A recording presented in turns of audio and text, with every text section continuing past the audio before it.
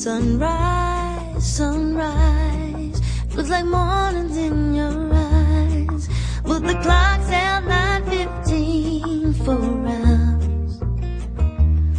Manufacturing jobs will be lost this decade. Which is why our next guest says changing jobs just isn't enough anymore. With the new economy and changing workplace, the rules have changed. Joyce Schwarz is the author of Successful Recareering, and she says you can have your dream job if you're willing to work for it. Good morning, Joyce. Good to have you here. One big problem, identifying the hot areas, then getting yourself trained, and when you get trained, sometimes the hot area has cooled off.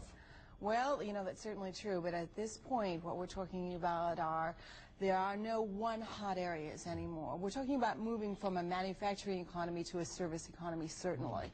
In an area like San Diego, we're talking about tremendous opportunities with foreign trade, especially if you speak Spanish or another language.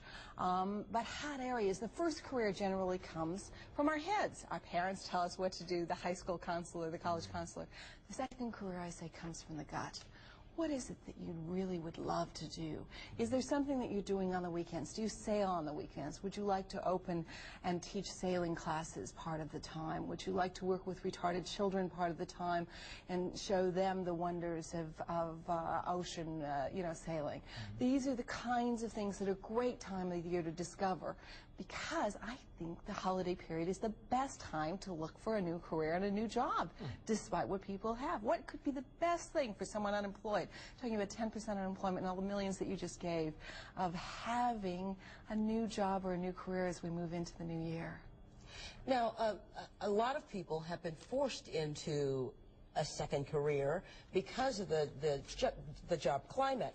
But for a lot of us, that's a scary situation, thinking about giving up security and, a constant to go into a new, unproven ground. Absolutely, and the fear may be with you throughout the time that you're making that transition. It's kind of like a roller coaster ride. You do have the up and downs in it, but at the same time, if you know where you're going, this is one of the most important parts. If you have a guidebook, if you have outside support, a circle of influence, I call it building a personal board of advisors. We're all born into a family of chance. This time you have a real opportunity to create a family of choice. And during the holiday period, you have a chance to get in touch with people that were perhaps mentors from your past, family members you haven't been in touch, college, classroom, roommates that you're writing to, sending holiday cards to, and you want to express to them that you are going to make a transition at this point. You may not make a very quick transition unless you've got the pink slip there. You may want to get a part-time job, J-O-B, just only a bridge to the future. You're talking about a network right here, networking. Give us just a couple of guidelines from your book as far as once you've established that network, what next?